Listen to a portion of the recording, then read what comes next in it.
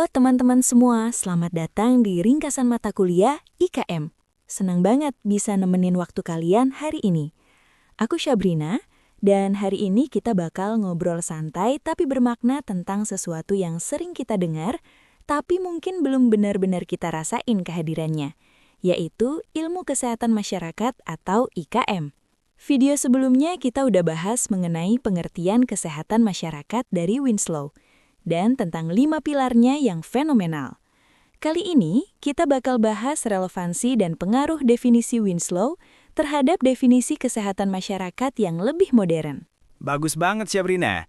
Definisi dari C.E. Winslow yang dibuat tahun 1920 ini masih dipakai sampai sekarang di Indonesia.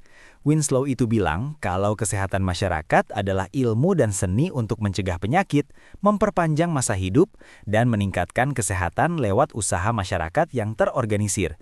Jadi, ini bukan cuma soal ngobatin orang sakit, tapi gimana caranya kita semua nggak sampai sakit. Nah, kalau di psikologi, kita sering dengar istilah growth mindset.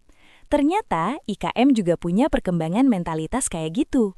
Dulu, Winslow fokus ke masalah yang kelihatan banget, kayak sanitasi dan penyakit menular. Tapi sekarang di era modern, IKM itu udah multidisipliner banget. Ada epidemiologi, biostatistik, sampai administrasi kebijakan. Jadi, kalau kamu suka ngolah data atau suka bikin kebijakan yang adil buat orang banyak, IKM itu tempatnya. Kalau kita ngomongin kenapa kita bisa sehat atau sakit, ada tokoh keren namanya Hendrik L. Bloom. Teorinya terkenal banget karena dia bilang derajat kesehatan kita itu dipengaruhi 4 faktor utama: lingkungan, perilaku, pelayanan kesehatan, dan keturunan. Menariknya, di zaman sekarang, perilaku dan lingkungan itu jadi faktor yang paling dominan banget. Ini yang disebut sebagai determinan sosial. Jadi, pilihan kamu buat rajin olahraga atau sering begadang sambil makan junk food, itu pengaruhnya gede banget ke angka kesehatan nasional. Setuju. Makanya relevansi definisi Winslow di era modern ini tetap kuat karena dia menekankan sisi promotif dan preventif. Promotif itu artinya meningkatkan kesehatan, sementara preventif itu mencegah penyakit. Ini jauh lebih efektif dan efisien daripada cuma ngandelin kuratif atau pengobatan. Bayangin kalau kita punya self-awareness yang tinggi buat jaga kesehatan mental dan fisik sejak dini, kita nggak perlu repot-repot ke rumah sakit di masa depan. Analogi yang paling keren dari materi ini adalah bayangin definisi Winslow itu sebagai chassis atau kerangka mobil. Walaupun sekarang teknologinya udah canggih, ada AI, ada big data buat monitor penyakit secara real time, kerangkanya tetap sama. Mobil harus punya struktur kuat buat bawa penumpang yaitu masyarakat sampai ke tujuan kesehatan optimal dengan selamat lewat pencegahan. Di Indonesia sendiri, landasan hukumnya jelas banget di UU nomor 36 tahun 2009 tentang kesehatan.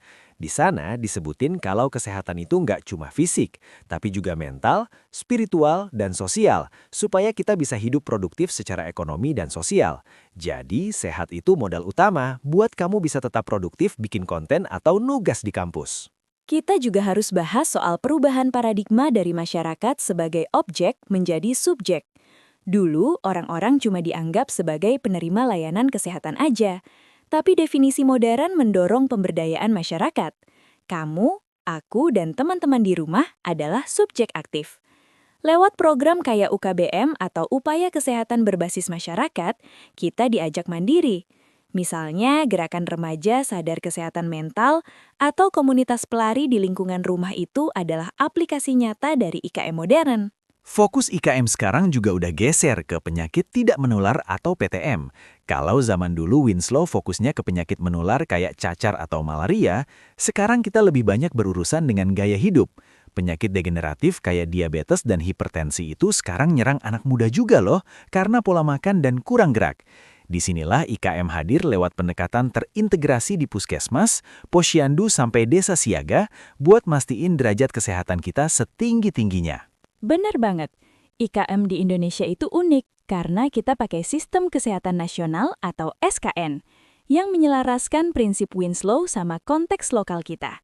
Jadi, setiap kegiatan kesehatan itu harus terpadu, terintegrasi, dan berkesinambungan. Mulai dari pencegahan, peningkatan, pengobatan, sampai pemulihan, semuanya saling berkaitan. Ini bukti kalau IKM itu nggak cuma teori di buku teks, tapi emang nafas dari sistem kita biar masyarakatnya sejahtera badan, jiwa, dan sosial. Jadi, sehat itu modal utama buat kamu bisa tetap produktif bikin konten atau nugas di kampus. Jadi, buat teman-teman yang lagi dengerin, ilmu IKM ini tuh life skill. Memahami IKM bikin kita punya empati yang lebih besar sama lingkungan sekitar. Kita jadi tahu kalau kesehatan itu tanggung jawab bareng. Jangan cuma mikirin diri sendiri, tapi gimana aksi kecil kita kayak nggak buang sampah sembarangan atau ngajak teman buat healing yang sehat bisa berdampak besar buat komunitas. IKM itu tentang humanity, dan gimana kita bisa bertahan hidup lebih lama dengan kualitas yang lebih baik. Intinya, jangan ngerasa asing sama IKM. Dari pembahasan tadi, kita belajar kalau warisan Winslow tahun 1920 tetap jadi fondasi yang kokoh. Tapi kita yang ngisi interior mobil itu dengan teknologi dan kesadaran modern. Fokuslah pada pencegahan karena itu kunci.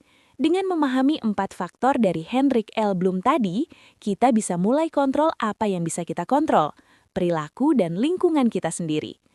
Jadilah generasi yang gak cuma pintar akademik, tapi juga cerdas secara kesehatan, paham hak-hak kesehatan di UU kita, dan siap jadi agen perubahan buat Indonesia yang lebih sehat. Wah, nggak kerasa ya, obrolan kita udah mendalam banget.